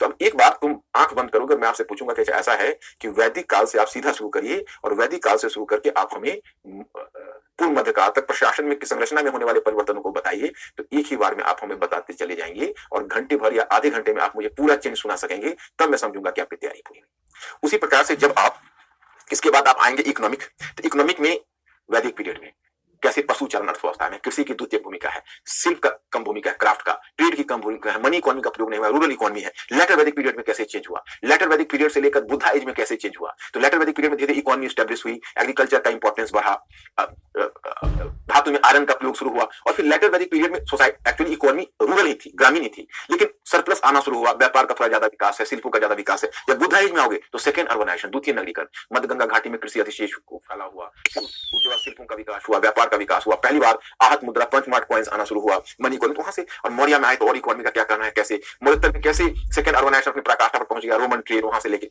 और उसी तरह से मौर्योत्तर में गुप्तोत्तर में फिर कैसे अर्बन सेंटर का डिक्लाइन हुआ कि नहीं हुआ, तो कैसे अर्बन सेंटर का डिक्लाइन हुआ, कैसे लैंड ग्रांट के कारण एग्रीकल्चर इकोनॉमी है, एग्रेरियन इकोनॉमी कैसे एक्सपेंड कर रही है। तो हम उम्मीद करेंगे कि सीधे वैदिक काल से लेकर और पूर्व मध्यकाल तक कैसे कैसे इकोनॉमी में चेंज हुआ, उसकी पूरी तस्वीर क्लियर हो जाएगा। कॉन्सेप्ट वही रहेगा, और कॉन्सेप्ट के साथ जो फैक्ट्स रहेगा वही, कॉन्सेप्ट के साथ जो उदाहरण है वही फैक्ट्स है। जैसे आप कहते हो कि इसमें अधिकारियों की संख्या सीमित हुई, तो अमुक अमुक अधिकारी उनके ये दायित्व है, आप अगर वही याद रखते हो तो ही आपका फैक्ट्स हुआ। अकेला आप किसी काल विशेष में अधिकारियों के बारे में, राजा के बारे में पढ़ो ना, आप भूल जाओगे, आपको नहीं याद रहेगा, लेकिन ये आप कभी नहीं भूलोगे, क्योंकि पूरी चेंज की तस्वीर आपके दिमाग में आ जाएगी। उसी तरह से सोसाइटी है। अब कितना अच्छा लगेगा जब वैदिक काल में वर्ण की क्या स्थिति थी, लेटर वैदिक काल में कैसे इसमें चेंज हुआ, कैसे बुद्ध काल तक वर्ण से धीरे धीरे कास्ट का डेवलपमेंट शुरू हुआ, फिर कैसे कैसे इतिहास में जो महिला का कंडीशन उसमें गिरावट आई, जो शूद्र है उनके सोशल कंडीशन में कैसे गिरावट आई, अनटचेबिलिटी का कॉन्सेप्ट कब आया, कैसे कैसे वुमेन का कंडीशन इतिहास में वैदिक काल से लेकर पूर्व मध्य काल तक देखोगे, जैसे जैसे ऐसे ऐसे गिरावट आई है सोसाइटी, महिलाओं की स्थिति में ऐसे गिरावट आती गई, और कैसे शूद्र अछूतों की स्थिति है। पूर्व मध्यकाल तक आकर वैदिक काल से पूर्व मध्यकाल तक पूरे वर्ण कास्ट महिला सबकी कंडीशन में होने वाले चेंज को आप अच्छे ढंग से समझ जाओगे, और उससे जुड़े हुए जितने उदाहरण होंगे वो आपके फैक्ट्स के रूप में काम आ जाएंगे। और फिर वहां से जो कल्चर पर आओगे तो और मजेदार है। अब कल्चर में आप आए तो पहले भाषा, अगर आज की तारीख में मैं कहूंगा कि यार संस्कृत बताओ, पाली बताओ, प्राकृत क्या है, हिंदी क्या है, मैथिली क्या है, बंगला क्या है, इन सबको मैं भाषा के विकास में, इन सबको मैं उभरते आपको बताऊंगा कैसे ये पैदा हुआ है, मतलब कैसे भाषा धीरे धीरे विकसित हुई है, कैसे इवॉल्व कर रही है। संस्कृत से कैसे प्रथम प्राकृत के रूप में पाली का विकास हुआ, क्या स्थिति थी, उससे द्वितीय प्राकृत के रूप में प्राकृत का विकास हुआ, तृतीय प्राकृत के रूप में अपभ्रंश का विकास हुआ, कैसे क्षेत्रीय रूप चले, और कैसे अपभ्रंश से आगे चलकर फिर आधुनिक भाषाएं विकसित हुई, हिंदी, मैथिली, उड़िया, बंगला, मराठी, गुजराती, किस तरह से भाषा, उसमें से कैसे एक भाषा निकलकर राजभाषा और राष्ट्रभाषा के रूप में स्थापित हो गई। तो भाषा का कितना मजा आपको आएगा कि कैसे भाषा का विकास हुआ। साहित्य का, तो साहित्य में वैदिक साहित्य के बाद मौर्य बुद्धकालीन साहित्य, फिर बुद्धकालीन साहित्य के बाद मौर्यकालीन साहित्य, मौर्यकालीन post Maurya, Gupta, post Gupta, early medieval age. तो जितना टेक्स्ट, जैसे अभी आप कोई टेक्स्ट को रैंडमली पढ़ते हो, याद करने की कोशिश करते हो, कालिदास की रचना है, विशाख दत्त की रचना है, और आपके दिमाग में एकदम चलचित्र की तरह बैठ जाएगा कि वैदिक काल में कौन कौन से महत्वपूर्ण साहित्य है, बुद्ध काल में कैसे साहित्य आया, कैसे मौर्य काल में आया, कैसे मौर्योत्तर काल में आया, कैसे गुप्त काल में कौन कौन सी इंपॉर्टेंट रचनाएं आई, गुप्तोत्तर काल में। तो वो मैं आप लोगों को सभी से जब पढ़ाऊंगा तो उसके दूसरे दिन के क्वेश्चन में पूछ लूंगा, और आप लोग उसी दबाव में याद रखोगे। अगर ऐसे हो जाए तो आप ही बताओ कौन सा बुक उसका मुकाबला कर सकता है। जब आपको इतनी अंडरस्टैंडिंग अगर कल्चर में हो जाए, सोसाइटी में हो जाए, पॉलिटी में हो जाए, इकोनॉमी में हो जाए, तो कौन आपको मतलब फिर हटा सकता है, पीछे हटा सकता है। कोई भी आपका मुकाबला नहीं कर सकता। तो वो चीज हमको करनी है। और फिर अब कला में आओगे तो कितना मजा रहेगा। स्थापत्य कला, कला का इतिहास, अगर हड़प्पा सभ्यता को छोड़ो जो पार्ट फर्स्ट में है, तो सेकंड पार्ट में सीधे शुरू होता है मौर्य काल से। तो मौर्य काल से आप देखोगे अशोक के स्तंभ वगैरह को कला के रूप में, उसका जो गुफा वास्तुकला है जिसको केव आर्किटेक्चर कहते हो, स्तंभ है अशोक के, तो ये सब आपको कला में शुरू होगा। मौर्योत्तर काल में आओगे तो चैत्य स्तूप और विहार कैसे कैसे डेवलप हुआ, कौन कौन इंपॉर्टेंट चैत्य स्तूप और विहार है। वहां से आप आगे आओगे तो गुप्त काल में टेम्पल कंस्ट्रक्शन, तो कैसे नागर शैली की आधारशिला तैयार हुई। वहां से गुप्तोत्तर काल में आओगे तो दक्षिण भारत में चले जाओगे, पल्लव स्थापत्य, चालुक्यन स्थापत्य, तो कैसे चालुक्यन स्थापत्य ने वेसर शैली का आधार तैयार किया, और पल्लव स्थापत्य ने जो जिसको कहते हो पल्लव आर्किटेक्चर, वो पल्लव आर्किटेक्चर ने किसका आधार तैयार किया, तो द्रविड़ शैली का आधार तैयार किया। तो दोनों आपको किस प्रकार से जो स्थापत्य का आधार है वो आपको आपकी आंखों के सामने तैरता चला जाएगा। तो आप सीधे वहां से पूर्व मध्य काल तक नागर, द्रविड़ और वेसर शैली तक पहुंच गए। उसी तरह चित्रकला का भी इतिहास आपको मौर्योत्तर काल से शुरू होता है। मौर्योत्तर काल, गुप्त काल, कैसे गुप्त काल में क्लासिकल मानदंड ग्रहण किया। क्लासिकल मानदंड क्या है, तो गुप्तकालीन चित्रकला, फिर गुप्तोत्तर काल में पल्लव चालुक्य होते हुए चोलकालीन चित्रकला, वहां पर जाके मूर्तिकला, तो मूर्तिकला शुरू होगा अशोक के स्तंभ पर पशु मूर्तियों के विकास से, और वहां से पूर्व मध्यकाल तक चले जाएंगे। फिर थोड़ा सा नृत्य संगीत, तो आपको कला के, और फिर विज्ञान, कैसे प्राचीन काल में विज्ञान और प्रौद्योगिकी कैसे कैसे विकसित हुई, कैसे मतलब आप सुनोगे तो वैदिक काल से लेकर और पूर्व मध्यकाल तक विज्ञान और प्रौद्योगिकी का विकास कैसे हुआ, तो सबको अलग अलग हम विकास देख लेंगे। और फिर आपसे अपेक्षा करेंगे आपकी कॉपी जो नोट्स मैं पहले एक दिन पहले जैसे आपको मटेरियल प्रोवाइड किया मॉडर्न में वर्ल्ड में, उसी तरह कल्चर में प्रोवाइड करूंगा, और इसी लाइन पर होगा जिस लाइन पर मैंने मैटर आपको दिया है। मैंने हम हमेशा आपको अध्ययन सामग्री उसी लाइन पर देते हैं जिस लाइन पर हम क्लास में लेक्चर डिलीवर करते हैं, ताकि आपको लिखने का दबाव ना रहे, और ना क्लास में ना लिखने की कोई कमी भी आपको ना रहे, बल्कि उसका आपको फायदा ही मिले, आपको सोचने और समझने का मौका मिले। और मैटर तो मैं आपको दे चुका होता हूं एक दिन पहले, तो इस तरह से आप उसको बखूबी लेते हुए चले जाओगे। अब अभी तक जो मैंने स्कीम समझाया वो आप लोग समझ गए, या कोई डाउट है तो मैं फिर आगे बढ़ूं, इतना तक हमको आप एश्योर करो, यहां तक क्लियर हुआ, या कोई डाउट है फिर मैं आगे बढ़ूं।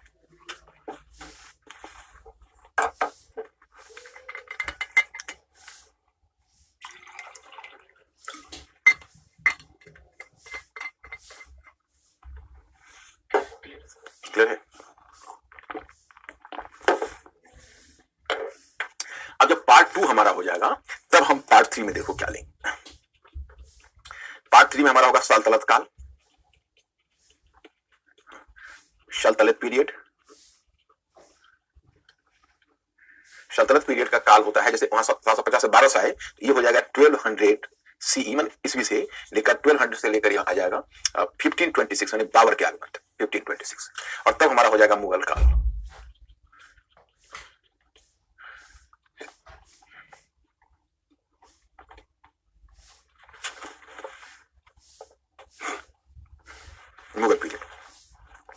मुगल पीरियड आपको 1526 के एंड आफ्टर 1526 तथा उसके पश्चात उसको ओपन एंडेड छोड़ते हैं, क्योंकि इसका कोई निश्चित नहीं कि मुगल काल यहां से आता है। एक तरह से देखोगे तो बहादुर शाह जफर को 1857 तक चला जाता है, जिसका कोई निश्चित तिथि नहीं। तो ये आपका ये 2 पीरियड है। अब इसमें हम कौन सा फार्मूला चेंज का अपनाएंगे, इसमें हम नहीं लिखने जा रहे हैं, क्योंकि ठीक वही फार्मूला राजनीतिक, आर्थिक, सामाजिक, सांस्कृतिक, राजनीतिक को फिर उसी तरह से हम बांटेंगे, जिसमें राज्य, साम्राज्य, राजवंश और शासक, और प्रशासन, उसके बाद प्रशासन, उसी की तरह से अर्थव्यवस्था, फिर उसके बाद समाज, फिर उसके बाद संस्कृति, जैसे हमने वह बांटा हुआ है उसी को बांटेंगे। अब मैं अब we are suppose to underline the changes, अब हम उसको चेंजेस को अंडरलाइन करेंगे। अब चेंजेस को जब हम अंडरलाइन करेंगे तो कैसे करेंगे, सीधे हम फिर राजनीतिक एक पकड़ेंगे। तो सल्तनत काल में हमारा शुरू होगा कैसे मोहम्मद गोरी का इन्वेजन हुआ, और मोहम्मद गोरी ने किस तरह से तुर्की राज्य की स्थापना की। तो पहले इलवरी डायनेस्टी के समय क्या क्या विस्तार हुआ, उसमें मोहम्मद गोरी के बाद कुतुबुद्दीन ऐबक, इल्तुतमिश, रजिया के उत्तराधिकारी, और वहां से लेकर उस वंश का अंतिम शासक है नसीर मोहम्मद तक, वहां तक जाकर किस तरह से राजनीतिक हरकत करते हुए उसको बता देंगे, और उसको कवर करवाते हुए फिर आपका बलवन का आगमन नसीर मोहम्मद पर होगा, और फिर बलवन के बाद उसका उत्तराधिकारी उसका ग्रैंडसन कैकुबाद, और कैकू के बाद फिर जलालुद्दीन खिलजी उस वंश को विनाश करके खिलजी डायनेस्टी की स्थापना करेगा 1290 में। तो 1290 से लेकर फिर जलालुद्दीन खिलजी के बाद उसने क्या क्या राजनीतिक क्षेत्र में उपलब्धि हासिल की, वहां से अलाउद्दीन खिलजी जिसने साम्राज्य निर्माण का प्रयास किया, अलाउद्दीन खिलजी ने, और उसने 1296 से 1316 तक शासन किया, 1316 तक। तो 1316 तक उसने शासन किया, और फिर उसके बाद फिर मुबारक शाह खिलजी उसका उत्तराधिकारी शासन किया, 1320 में उसका डायनेस्टी समाप्त हो गया। फिर आ गया तुगलक डायनेस्टी, तो वहां से होते हुए तुगलक डायनेस्टी, सैयद डायनेस्टी और लोदी डायनेस्टी, और अंत में इब्राहिम लोदी। जब बाबर का आगमन हुआ तो कौन राज्य आया, कौन क्षेत्र को किसने जीता, किस रूलर के बाद कौन सा रूलर आएगा, चलचित्र की तरह तुम्हारे दिमाग में बैठ जाएगा। और आप यह मत जानो कि आप हमसे दूर हो, हम आपको डेली बेसिस पर पूछकर हम एश्योर करेंगे, और आप लोग हमें इन्फॉर्म करोगे कि सर हमको पूरा क्लियर है, मैं इस रूलर से इस रूलर तक पूरे चेंजेस को समझता हूँ। वहां तक आ गए, फिर हम लोग बाबर को लाएंगे, और फिर बाबर के समय से जो बाबर हुमायूं, अकबर, जहांगीर, शाहजहां कैसे कैसे राज्य से साम्राज्य बना, साम्राज्य से औरंगजेब, दक्षिण में 1707 में औरंगजेब का डेथ होता है, दक्षिण में संघर्ष करते करते औरंगजेब मरता है। तो मोहम्मद गोरी से लेकर औरंगजेब तक का राजनीतिक विस्तार आपको एक बार देखना है, और आप यह समझोगे कि हमसे नहीं होगा, आपसे होगा, और इतना बढ़िया होगा कि आपको लगेगा कोई चमत्कार हो गया, क्योंकि एक बार हमें इतनी समझदारी आ गई।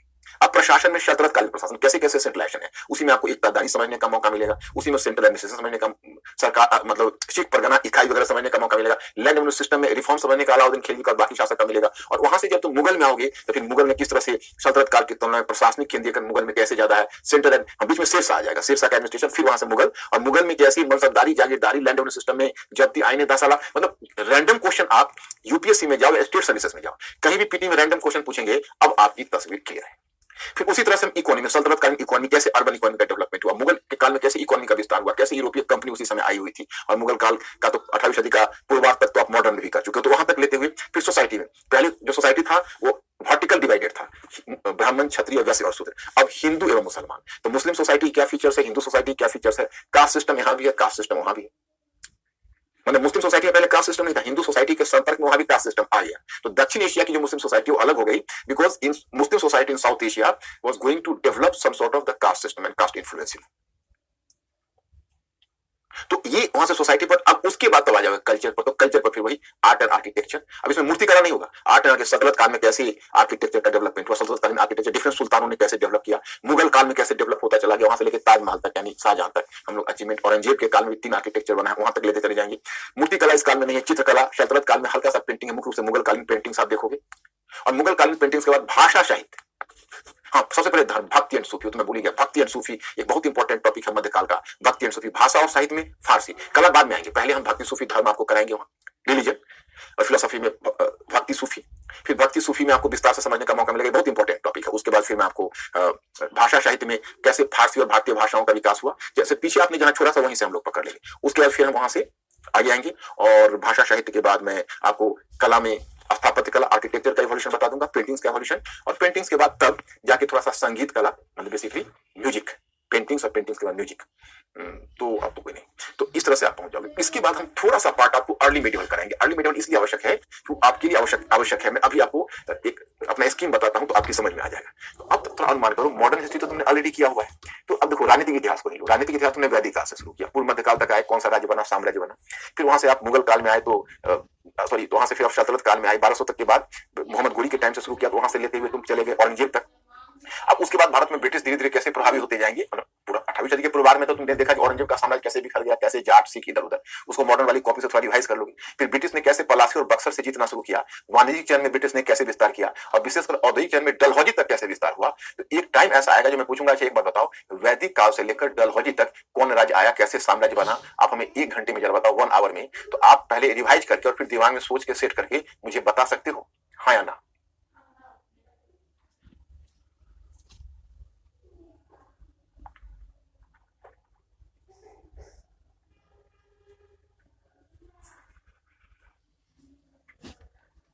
हाँ या ना, ये सुनो, तो कितना मजा आएगा। फिर आपको कोई डर होगा कभी भी, कभी भी किसी भी एग्जाम में आपको डर होगा नहीं ना।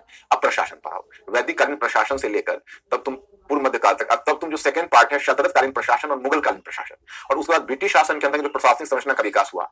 और अगर थोड़ा सा और आगे बढ़ जाओगे तो नेहरू के टाइम में मतलब स्वतंत्र भारत में कैसे प्रशासन का विकास हुआ। कोई इंसान अगर ऐसे पढ़ ले एक बार तो उसको जिंदगी में कभी जीएस में दिक्कत हो सकती है, हर जगह उसको सहायता मिल जाएगी। सोसाइटी है, सोसाइटी का विकास वैदिक काल से शुरू करके कोई वर्तमान काल तक आ जाए तो कितना मजेदार हो जाएगा। ज्यादा जानना सरल है, कम जानना मुश्किल है। उसके बाद लगा कि जैसे आंखों पर से पर्दा हट गया, विजन खुल गया, और अब जो स्ट्रक्चर बन गया है, तब तुम कोई गाइड बुक से अगर फैक्ट्स भी लोगे तो उसको वही डालोगे। जैसे कोई फैक्ट्स इकोनॉमी का है, इकोनॉमी वाले कॉलम में डालो, कोई फैक्ट सोसाइटी का है तो सोसाइटी वाले कॉलम में डालो, कोई फैक्ट कल्चर में है तो कल्चर वाले कॉलम में डालो। इसलिए मुझे पूरा काम कर लेने दो, तब कोई गाइड बुक पढ़ना। मैं लास्ट में बताऊंगा कि आप गाइड बुक कैसे पढ़ो। इस बीच तुम लोग कुछ पढ़ना चाहते हो तो उसमें कौन सी चीज पढ़ लो पता है? उसमें सिर्फ अभी एनसीईआरटी क्लास 6 और 7 की पढ़ लो, एंशिएंट और मिडिवल की, तो क्लास 6 में और क्लास 7 में, और ये दोनों समाप्त हो जाए तो फिर एक पुरानी एनसीईआरटी भी बुक स्टॉल पर मिलेगी, क्लास 6 और क्लास 7, तो वो ज्यादा से ज्यादा पढ़ सकते हो। नहीं तो जो स्टडी मटेरियल मैं पहले देता हूं उसको पढ़ते चलो, और मेरे वाले को एश्योर करके जिसमें क्लास कल्चर समाप्त करूंगा उस दिन तुम बोल देना कि सर आपके मटेरियल पर मेरा कमांड हो गया, और हम 2-3-4 एक आध दिन सवाल करेंगे कि हमको तुम सोसाइटी समझा दो, चेंज पॉलिटिकल चेंज समझा दो, कल्चरल चेंज समझा दो, और तुम सभी में ओके कर दोगे तो मैं अपनी ओर से तुम्हें सर्टिफिकेट दे दूंगा। फिर डरने की जरूरत नहीं है किसी भी एग्जाम। तो अब पहले बताओ कि मेरा स्कीम आप समझ गए? अगर इतना समझ गए होंगे तो मैं कुछ और भी फिर आपको बताऊं।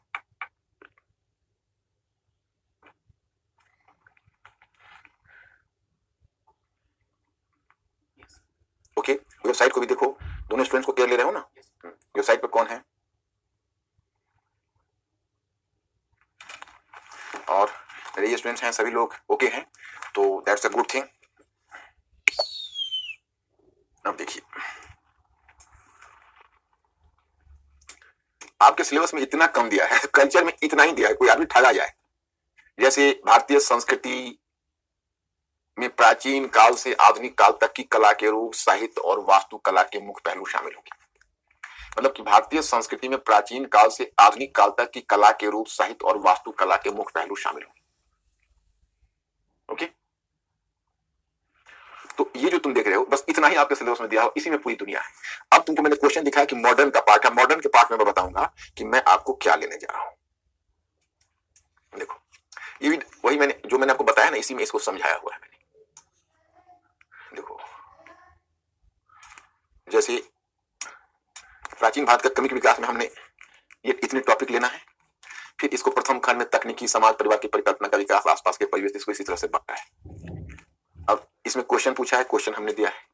अब वैदिक काल, बुद्ध काल, मौर्य काल, मौर्योत्तर काल, गुप्तोत्तर काल, पूर्व मध्य काल तक, ये दूसरा खंड है।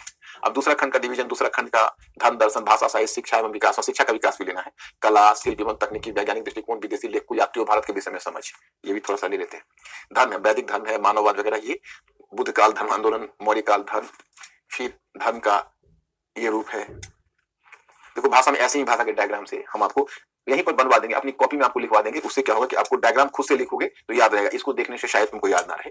दक्षिण भारत में देखो भाषा का, वैसे उत्तर भारत में वर्टिकल विकास है, दक्षिण भारत में तमिल, कन्नड़, तेलुगु, मलयालम ऐसे डेवलप हुआ है। स्थापत्य कला, चित्रकला, ये सब ऐसे चेंज आपको देखोगे। अब यूपीएससी का क्वेश्चन देखो, इसमें पूछेंगे, यूपीएससी में पूछे अब अरब क्षेत्र में इस्लाम का उद्भव, पूर्व और दक्षिण को उसका प्रसार। तो हम सीधा मोहम्मद गोरी के आक्रमण से नहीं बताएंगे, मोहम्मद गोरी साहब के आक्रमण से बताएंगे तो आप समझ कहां पाओगे। हम जब पैगंबर मोहम्मद के समय इस्लाम का उद्भव हुआ अरब क्षेत्र में, फिर इस्लाम ने कैसे प्रसार किया, कैसे पश्चिम एशिया, मध्य एशिया को जीतते हुए भारत की दहलीज पर आया, कैसी अरब ने सिंध पर आक्रमण करके सिंध को जीता, और सिंध के बाद तब कैसे तुर्कों ने जब इस्लाम को कबूल किया तो तुर्क कैसे मध्य एशिया से निरंतर आक्रमण कर रहे थे, और फिर कैसे मध्य एशिया से तुर्कों की एक शाखा इस्लाम में ढलकर और बहुत ताकतवर शाखा हुई, उसी में गजनी के राज्य का विकास हुआ, और कैसे महमूद गजनी आया और महमूद गजनी ने कैसे पंजाब को जीता और भारत पर निरंतर हमला किया उत्तर भारत पर, लेकिन उत्तर भारत पर वो प्रत्यक्ष नियंत्रण में नहीं लिया। और तब उसके बाद मोहम्मद गोरी का टर्न आएगा। तो मैं ऐसा नहीं कि मैं सीधे आपको मोहम्मद गोरी पर ले आऊंगा, बल्कि वहां से हम लेते हुए और फिर आपको चलेंगे। और फिर यहीं पर आप देखोगे ये अरब है, क्षेत्र है मानचित्र पर, और कैसे अरब शक्ति ने विस्तार किया इस्लाम ने, कैसे, तो वहां से लेते हुए और फिर इस्लाम का विस्तार वगैरह करते हुए कैसे भारत में कल्चरल क्षेत्र में दोनों का समन्वित संस्कृति के विकास के 3 चरण कैसे हैं। समन्वित संस्कृति का विकास, उसी को गंगा जमनी संस्कृति कहते हैं। 3 चरणों में उसका विकास हुआ। और फिर समन्वित संस्कृति, चित्रकला, हिंदुस्तानी शैली। अब यहाँ पर देखो, इतना हमको आधुनिक काल में आपको कल्चर पर बताना है। 18वीं शताब्दी में ब्रिटिश शासन के स्थापना काल में भारत में स्थापित संस्कृति और हिंदुस्तानी संस्कृति थी। स्थापित संस्कृति हिंदुस्तानी संस्कृति थी। फारसी की जगह उर्दू हिंदुस्तान की राजभाषा के रूप में स्थापित थी। गायकी के क्षेत्र में ध्रुपद और ख्याल की जगह गजल पर बल दिया गया। 1857 के महाविद्रोह में ब्रिटिश के विरुद्ध हिंदू और मुस्लिम दोनों ने मिलकर संघर्ष किया था। अब के कारणों से अलगाववाद को प्रोत्साहन, अब कैसे इस्लाम मुस्लिम अलगाववाद को प्रोत्साहन मिला था आधुनिक काल में, ये भी कल्चर से जुड़ा हुआ मुद्दा है। इस मुद्दे को हम यहाँ डील करेंगे, ये मॉडर्न पार्ट होगा। फिर सर सैयद अहमद खान वगैरह की भूमिका है, कैसे अल्पसंख्यक स्वतंत्रता भारत में राष्ट्र निर्माण की चुनौती, स्वतंत्रता के बाद राष्ट्र निर्माण की चुनौती कैसे थी, कैसे पश्चिम का राष्ट्र का मॉडल था, हमारे यहाँ राष्ट्र का मॉडल क्या था, कैसे पश्चिम के राष्ट्र के मॉडल से हमारे यहाँ राष्ट्र का मॉडल था। हालांकि मॉडर्निटी में थोड़ा तुमने किया हुआ है, मॉडर्निटी में उसको किया हुआ है, फिर भी कल्चर में उस पार्ट को देखना पड़ेगा। और फिर भारत के समक्ष चुनौती क्या क्या थी, विविधता में एकता वगैरह, इसको लेते हुए फिर भारतीय राष्ट्रवादियों का समझौतावादी रुख, मतलब हमने जो राष्ट्र बनाया उसमें कैसे समझौतावादी रुख बनाया, और कैसे हमने अपना विविधता मूलक कल्चर के बाद भी इंडिया को, जो ऐसा पश्चिम में फैशन नहीं था, हमने अपना मॉडल डेवलप किया। इसको कवर करेंगे। और इसको कवर करने के बाद धर्म वगैरह करते हुए नवीन चुनौतियां, यूपीएससी में पूछे गए प्रश्न, यहां तक आकर आपका कल्चर होगा। तो माय स्टूडेंट्स, अब ये हमारा प्लान है, और ये प्लान में आपको मेरे साथ सोचने वाला प्राणी बनना है। केवल पढ़ना ही नहीं है तथ्यों को, बल्कि सोचने वाला प्राणी बनना है। बेसिक स्टडी के लिए आप नई एनसीईआरटी क्लास 6th और 7th रखिए, और बाकी मेरे अध्ययन सामग्री की प्रतीक्षा करिए। और अभी अब जब मैं कल्चर समाप्त कर दूंगा तो आपको फ्री करके काम बता दूंगा, फिर आप हाथ पांव मारना। अभी हाथ पांव मारोगे तो खतरा है, जोखिम है। हमें अपना काम कर लेने तो, जैसे मैंने मॉडर्न और वर्ल्ड में करवाया था। तो अब आपकी समझ में आ गया कि हमारा स्कीम क्या है, और आप लोग क्या मेरे साथ सोचने वाला प्राणी, थिंकिंग क्रिएचर बनने के लिए तैयार हो, हाँ या ना बोलिए।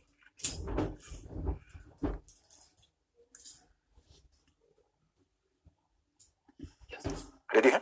Okay good. अब कल आप लोग एक काम करके आइएगा। पहले हम एक काम कर लेते हैं, फिर आप लोगों को हम इसको, तो खैर इस पूरे मैटर को थोड़ा पढ़ लेना, और इस मैटर को पढ़ने का एग्जाम्पल है क्वेश्चन का, उसको बहुत सीरियस मत लेना। मुख्य रूप से आपको क्या पढ़ना है मैं आपको बताता हूं। संस्कृति और विरासत से तात्पर्य पढ़ लेना,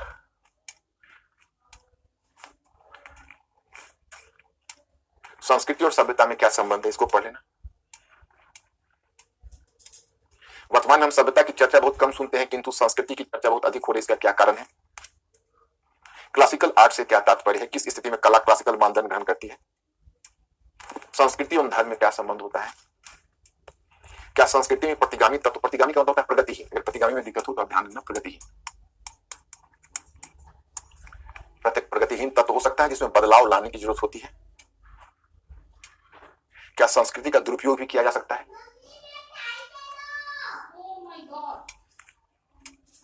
हम कला और साहित्य का अध्ययन क्यों करते हैं। भारतीय संस्कृति को बहुलवादी संस्कृति, पोलीफोनिक कल्चर का उदाहरण क्यों माना जाता है। संस्कृति एवं विरासत की समझ अन्य विषयों के अध्ययन में कैसे उपयोगी हो सकता है।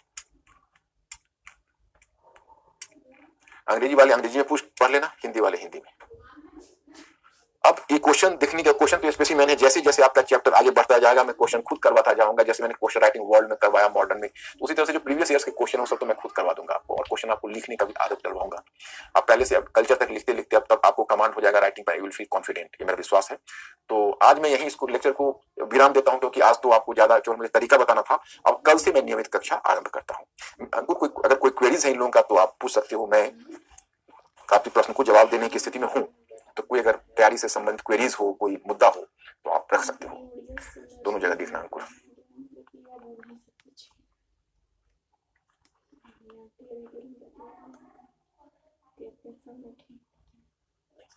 ओके, तो कल सल्तनत वाले में जहां मैं पढ़ाऊंगा, तो सल्तनत वाले में थोड़ा विजयनगर ब्राह्मणी के बारे में बता दूंगा। हाँ, मराठा हो ना, मराठा जहाँ मुगल साम्राज्य का राजनीतिक इतिहास जहाँ मैं करूंगा तो रीजनल पावर के बारे में मैं उसी समय बता दूंगा कि औरंगजेब के टाइम में कैसे मराठे सीखे, सबसे भी परिचय करा दूंगा आपको। ठीक है, पुरानी है लेकिन ठीक है, रामशरण शर्मा पढ़ना चाहो एंशिएंट में टाइप तो पढ़ सकते हो।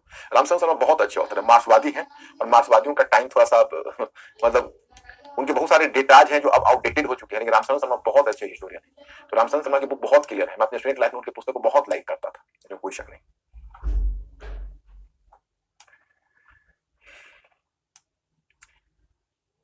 ओके मैं स्टूडेंट्स, तो कल मिलते हैं फिर। कल जो जो काम मैंने बताया वो करिए, और कल 12 बजे मेरा एक मैटर की और प्रतीक्षा करिएगा। ये आज आपको पढ़ लेना है जो मैंने बताया, जो कल आपको फिर अलग मैटर मिल जाएगा, और डेली का काम डेली। तो कल 12 बजे आप लोग एक मैटर डाउनलोड करने जा रहे हैं और फिर उसको पढ़ेंगे। Okay good, thank you very much, I will see you tomorrow, thank you.